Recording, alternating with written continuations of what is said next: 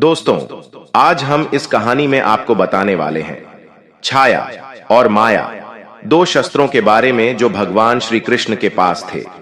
इन शास्त्रों का क्या काम था और इन शस्त्रों ने द्रौपदी का वस्त्र कैसे पढ़ाया था, चलिए शुरू करते हैं इस कहानी को। बने रहिए वीडियो के अंत तक, सब समझ में आ जाएगा एक ही वीडियो में। दोस्तों, पांडव और कौरव हस्तिनापुर के सिंहासन के उत्तराधिकारी थे। पांडव धर्म और नीति का पालन करते थे, जबकि कौरवों में ईर्ष्या, घमंड और अधर्म की भावना प्रबल थी। दुर्योधन, जो कौरवों का सबसे बड़ा भाई था, पांडवों से गहरी ईर्ष्या रखता था, क्योंकि वे वीरता, ज्ञान और जनप्रियता में श्रेष्ठ थे।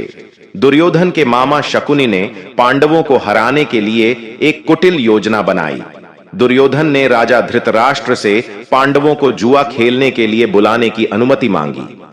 शकुनि ने युधिष्ठिर को यह विश्वास दिलाया कि जुए में जीतना उनके कौशल और भाग्य का प्रतीक है।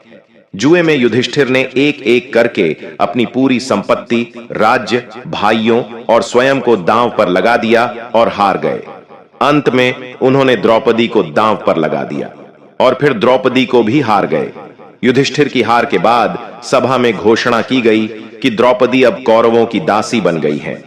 दुर्योधन ने क्रोधित होकर कहा कि द्रौपदी को सभा में लाया जाए ताकि वह अपनी हार स्वीकार करे। भीम, अर्जुन और अन्य पांडव सिर झुकाए बैठे थे, क्योंकि वे जुए में हारकर चुपचाप सब देख रहे थे। दुर्योधन ने अपने भाई दुःशासन को द्रौपदी को सभा में लाने का आदेश दिया। जब दुःशासन ने द्रौपदी को बुलाने का आदेश दिया तो उन्होंने संदेश भिजवाया, क्या राजा युधिष्ठिर, जो स्वयं को हार चुके हैं, उन्हें मुझे दांव पर लगाने का अधिकार था? द्रौपदी ने यह भी कहा कि वह एक स्त्री है और सभा में उसका इस तरह अपमान करना अधर्म है। दुःशासन ने द्रौपदी की बात नहीं मानी और उन्हें उनके कक्ष से बाल पकड़कर घसीटते हुए सभा में लाया। इस समय द्रौपदी केवल एक वस्त्र में थीं और बेहद आहत और अपमानित महसूस कर रही थीं।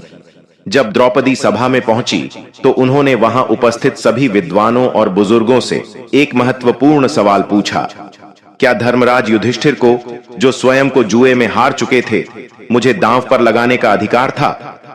इस प्रश्न ने सभा में मौजूद भीष्म पितामह, द्रोणाचार्य और विदुर जैसे विद्वानों को निरुत्तर कर दिया।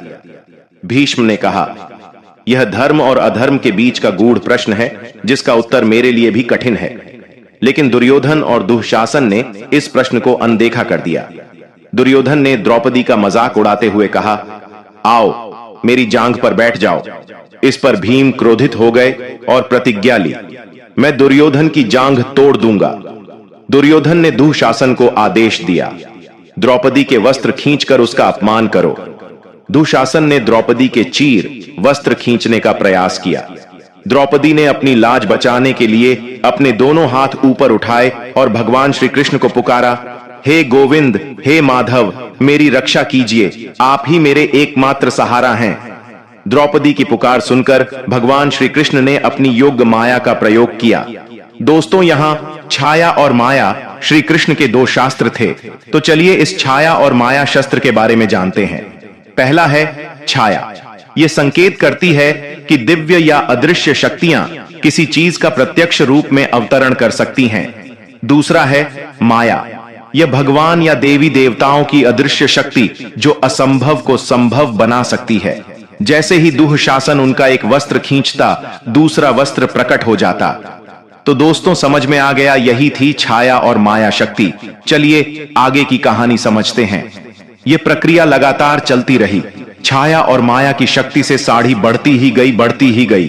दुःशासन ने बहुत कोशिश की, लेकिन वह द्रौपदी के वस्त्र को समाप्त नहीं कर सका। थक हार कर दुःशासन बेहोश होकर गिर पड़ा। यह दृश्य देखकर सभा के लोग स्तब्ध रह गए। द्रौपदी का संकल्प और पांडवों की प्रतिज्ञा। द्रौपदी ने कसम खाई, मैं अपने बाल तभी बांधूंगी जब दुःशासन के रक्त से इन्हें धोया जाएगा। भीम ने प्रतिज्ञा ली, मैं दुःशासन का सीना चीरकर उसका रक्त लाऊंगा। मैं दुर्योधन की जांघ तोड़ दूंगा, जिसने द्रौपदी का अपमान किया। विदुर और द्रोणाचार्य ने इस अधर्म का विरोध किया, लेकिन दुर्योधन और शकुनि ने उनकी बातों को अनसुना कर दिया। धृतराष्ट्र, जो कौरवों का पिता और सभा का राजा था, उसने डर कर द्रौपदी से माफी मांगी और पांडवों को उनका राज्य लौटा दिया। लेकिन यह घटना पांडवों और कौरवों के बीच शत्रुता का मुख्य कारण बनी। दोस्तों, यदि आप मामा शकुनी के बारे में यह जानना चाहते हैं कि यह पांडवों के साथ क्यों नहीं था, कौरवों के साथ क्यों था, लेकिन मामा तो दोनों का ही था, इसके लिए आप मुझे कमेंट में बताइए। मैं इसके ऊपर एक वीडियो और बना दूंगा। यह घटना दर्शाती है कि जब अधर्म बढ़ता है तो भगवान धर्म और न्याय की रक्षा के लिए हस्तक्षेप करते हैं। द्रौपदी का श्री कृष्ण पर अडिग विश्वास उनके संकट में उनकी सबसे बड़ी ताकत बना। यह कहानी सिखाती है कि स्त्रियों का अपमान समाज और राज्य के लिए विनाशकारी होता है। दुर्योधन और दुःशासन का यह अधर्म महाभारत के युद्ध का कारण बना, जिसमें कौरवों का विनाश हुआ। यह कहानी धर्म और नीतियों पर आधारित है, जो यह सिद्ध करती है कि ईश्वर अपने भक्तों की सदैव रक्षा करते हैं। आशा करता हूं वीडियो अच्छी लगी होगी। ऐसी ही और जानकारी पाने के लिए चैनल को सब्सक्राइब जरूर कर लें। धन्यवाद।